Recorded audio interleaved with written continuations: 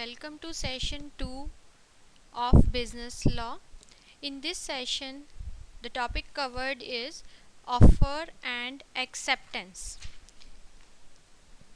The session cover these topic: offer or proposal, how an offer is made, essential requirements of a valid offer, and cross offers. So first we will understand the meaning of proposal. Proposal क्या है? अब देखिए proposal क्या होता है. Proposal is what when a one person signifies to another his willingness to do or to abstain from doing anything with a view to obtain the assent of that other to such act और abstinence he is said to make a proposal. Means कि कुछ काम करने के लिए अपनी willingness show कर रहा है एक पर्सन दूसरे पर्सन को. दैट मीन्स कि he is proposing something to another person, या फिर उसको किसी काम को करने से रोक रहा है. उसकी एसेंट जब ऑब्टेन हो जाती है फर्स्ट पर्सन को, then we call it as a proposal. Now let's discuss about offer and acceptance. First we will take offer. Offer को हम synonymously यूज़ कर सकते हैं proposal के साथ. ऑफर में हमारे पास टू पार्टीज होती हैं, ऑफरर एंड ऑफरी, राइट. तो ऑफरर कौन होगा? प्रपोजर, जो कि अपनी विलिंगनेस शो कर रहा है, विलिंगनेस एक्सप्रेस कर रहा है कोई काम करने के लिए या कोई काम नहीं करने के लिए. So an offer basically offer ही एग्रीमेंट को स्टार्ट करता है. We can say that an offer is the starting point in the making of an agreement, right. So इसीलिए हम एक ऑफर को प्रपोजल बोल सकते हैं. The offerer or proposer expresses his willingness to do or not to do something with a view to obtain acceptance of the other party to such act. So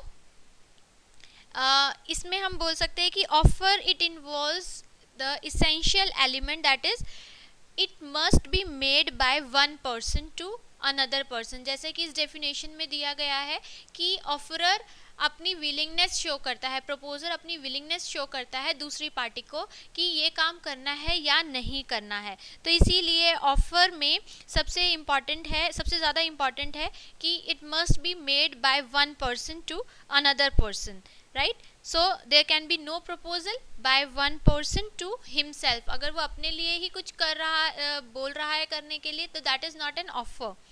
for example, अगर हम ये बात करते हैं कि अगर एक्स बोलता है, X says to Y that he wants to sell his car to himself for 1 lakh. अपने आप को ही अगर वो सेल करना चाहता है तो हम इसे ऑफर या प्रपोजल नहीं बोलेंगे, because no proposal can be made by himself. So proposal, it may be positive or it may be negative, which the proposer is willing to do, right. So there is an example. If A offers to sell his book to B, that means कि A एक offer दे रहा है B को कुछ to do something, कुछ करने के लिए, to sell his book. Here to do something is to sell his book. So this is what a positive act on the part of the proposer, right. Second example is A offers not to file a suit against B if latter pays A the amount of ₹200 outstanding, right. तो यहाँ पर क्या है कि A offer दे रहा है B को, लेकिन नेगेटिव सेंस में दे रहा है कि वो उसके अगेंस्ट सूट फाइल ना करे. अगर वो नहीं करेगा तो वो उसको ₹200 पेमेंट करेगा, राइट. तो ये क्या हो गया? एक नेगेटिव ऑफर हो गई, क्योंकि यहाँ पर उसको जो पार्टी ए है वो बी पार्टी को कुछ काम करने से रोक रही है. He is abstaining to do something, right. So that's why we call it as negative offer. Now let's see how an offer is made. How an offer is made as per section 3. An offer can be made by an act which has the effect of communicating it to another person. Right. तो offer it may be express offer or it may be implied offer. अगर हम by words की बात करते हैं तो by words हो सकती है ऑफर, हम रिटन फॉर्म में दे सकते हैं या ओरल फॉर्म में भी दे सकते हैं, ऑफर कर सकते हैं। तो अगर रिटन फॉर्म में ऑफर की जा रही है तो it can be made by letters, telegram, telex messages और advertisements etcetera. And oral offer can be made either in person or on telephone, right. तो इस टाइप की ऑफर को हम बोलेंगे एक्सप्रेस ऑफर, राइट। जैसे अगर हम बात करें, if for example X says to Y will you purchase my car for ₹1,00,000, तो ये क्या हो गया, डायरेक्टली वो by spoken word X offer दे रहा है वाई को, तो ये क्या हो गया हमारा express offer, right. In this slide also there is an example. A proposes by letter to sell a house to B at a certain price. This is an offer by act by written words. तो यहाँ पर क्या है कि वो letter के through proposal दे रहा है, उसको लेटर के थ्रू ऑफर दे रहा है पार्टी ए बी को कि वो अपना हाउस बेचना चाहता है at a certain price. So this is by act है लेकिन थ्रू रिटन वर्ड्स है, तो इसको हम क्या बोलेंगे, एक्सप्रेस ऑफर। नेक्स्ट टाइप आती है हमारे पास बाय कंडक्ट, मीन्स कि पार्टी अपने बिहेवियर से ऑफर शो कर रहा है पार्टी बी को। So here in by conduct the offer it may be made by positive acts or signs so that the person acting or making signs means to say or convey। तो इस type के offer को क्या बोलेंगे हम, implied offer। implied an offer implied from the conduct of the parties, that is what we say implied offer। ठीक है, तो यहाँ पर पार्टी के कंडक्ट से ये इन्फर किया जाता है कि ही इज ऑफरिंग समथिंग। तो इसमें हम बात करते हैं इम्प्लाइड ऑफर में, it may be to whom an offer is made, ये हमारा स्पेसिफिक ऑफर भी हो सकता है और जर्नल ऑफर भी हो सकता है। तो अगर हम स्पेसिफिक ऑफर की बात करें, the first mode of making offer that is to definite person or a group of person. Specifically जब हम किसी पर्टिकुलर पर्सन को या ग्रुप ऑफ पर्सन को ऑफर देते हैं तो वो हो गई हमारी स्पेसिफिक ऑफर। और अगर हम जर्नली हम पूरी पब्लिक को ही कुछ ऑफर कर रहे हैं तो दैट इज जर्नल ऑफर। यहाँ पर हम एग्जाम्पल ले सकते हैं, लाइक अगर हम फॉर एग्जाम्पल कोई ट्रांसपोर्ट कंपनी है और वो अपनी बसेस चला रही है, तो दिस इज जर्नल ऑफर कि आपको टिकट लेनी है, right. So a transport company runs buses on different routes, right, on different routes to carry passengers. This is what we say offer है, लेकिन ये हमारा इम्प्लाइड ऑफर है, राइट। अगर हम जर्नल या स्पेसिफिक ऑफर की बात करें तो अगर स्पेसिफिक ऑफर में हम ये एग्जांपल ले सकते हैं कि if X person he is offering his car to Y at a certain price, this is what specific person, एक डेफिनेट पर्सन को ऑफर दी जा रही है सेल कार की, राइट। और general offer is when there is a advertisement in newspaper, right। For example, X advertised in the newspaper that he would pay ₹5,000 to anyone who traces his missing boy। this is journal offer, because इसमें आप public को intimate किया जा रहा है, public को बताया जा रहा है कि कोई भी पर्सन मिसिंग बॉय को ढूंढता है तो उसको ₹5,000 मिलेंगे। सो this is what journal offer. Next is the essential requirements of a valid offer। First requirement is the offer must be made with a view to obtain acceptance। इस तरीके से offer होनी चाहिए यस कि उसकी एक्सेप्टेंस मिल जाए, right. And it must be with intention to create legal relations, means दोनों ही पार्टीज के बीच में लीगल ऑब्लिगेशंस होनी चाहिए when an offer is made. इसके बाद है the terms of offer must be definite, unambiguous and certain or capable of being made certain.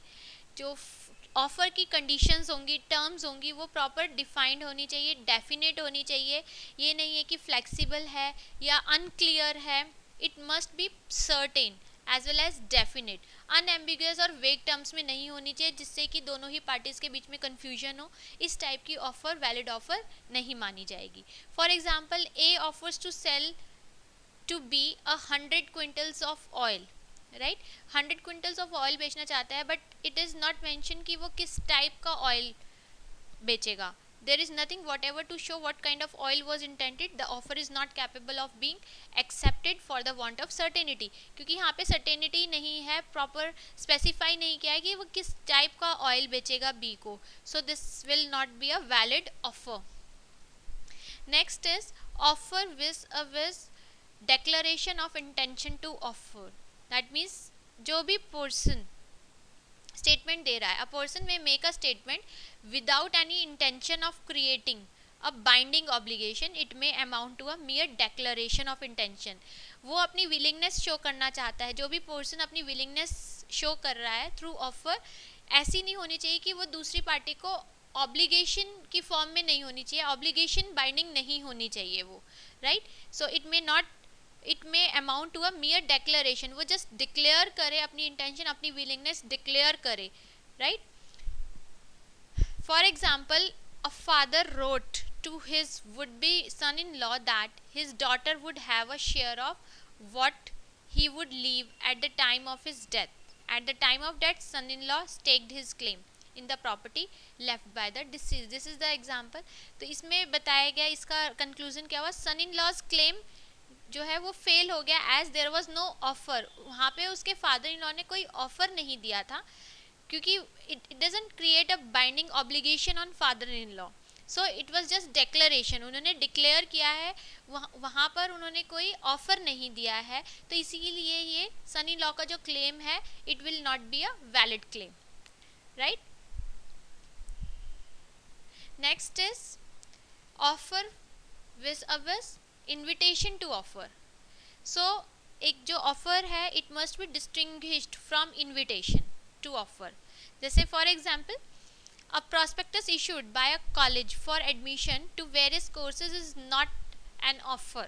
जितना भी prospectus issue किए जाते हैं, अगर कोई कॉलेज इशू करता है for admission to various courses, तो वो एक इन्विटेशन है, it's not an offer, it is only an invitation.